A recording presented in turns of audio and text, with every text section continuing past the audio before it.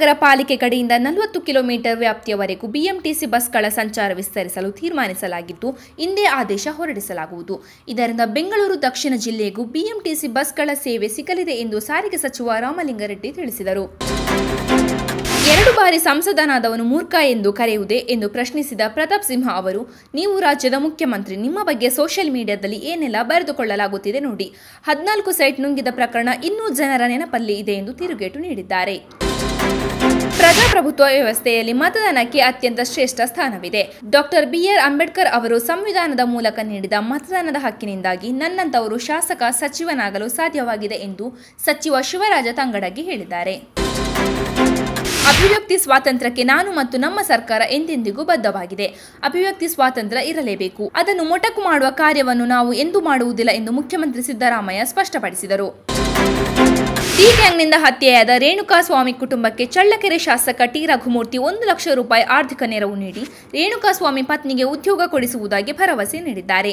ಚಿತ್ರದುರ್ಗ ನಗರದ ವಿಆರ್ಎಸ್ ಬಡಾವಣೆಯಲ್ಲಿರುವ ರೇಣುಕಾಸ್ವಾಮಿ ಮನೆಗೆ ಭೇಟಿ ನೀಡಿದ ಶಾಸಕರು ಕುಟುಂಬದ ಸ್ಥಿತಿಗತಿಯನ್ನು ವಿಚಾರಿಸಿದರು.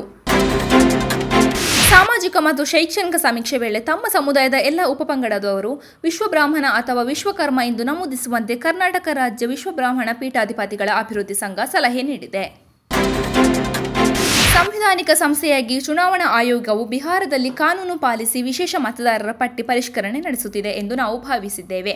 ಒಂದು ವೇಳೆ ಆಯೋಗದ ವಿಧಾನದಲ್ಲಿಯೇ ಯಾವುದಾದರೂ ಲೋಪವಿದ್ದರೆ ಪರಿಷ್ಕರಣೆ ಪ್ರಕ್ರಿಯೆಯನ್ನು ರದ್ದು ಮಾಡುವುದಾಗಿ ಸುಪ್ರೀಂ ಕೋರ್ಟ್ ಹೇಳಿದೆ.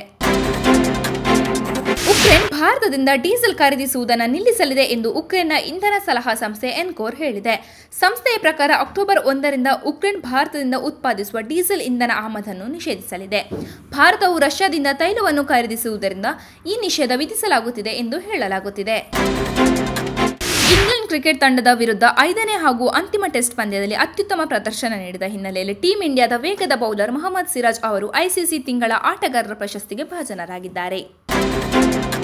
ನಟಿ ತಾರಾ ಅನುರಾಧ ಅವರು ಉಪಮುಖ್ಯಮಂತ್ರಿ ಡಿಕೆ ಶಿವಕುಮಾರ್ ಅವರ ನಿವಾಸಕ್ಕೆ ತೆರಳಿ ಮನವಿ ಮಾಡಿದ್ದಾರೆ. ನಟ ಅಂಬರೀಶ್ ಅವರಿಗೆ ಕರ್ನಾಟಕ ರತ್ನ ಪ್ರಶಸ್ತಿ ನೀಡುವಂತೆ ತಾರಾ ಅವರು ಕೋರಿದ್ದಾರೆ. ಕೈಬರಹದಿಂದ ಬರೆದಿರುವ ಮನವಿ ಪತ್ರವನ್ನು ಡಿಕೆ ಶಿವಕುಮಾರ್ ಅವರಿಗೆ ತಾರಾ ನೀಡಿದ್ದಾರೆ. ಆ ಮೂಲಕ ಸರ್ಕಾರಕ್ಕೆ ಅವರು ಮನವಿ ಸಲ್ಲಿಸಿದ್ದು, ಇದರಿಂದ ಅಂಬರೀಶ್ ಅವರ ಅಭಿಮಾನಿಗಳಿಗೆ ಖುಷಿ ತಂದಿದೆ.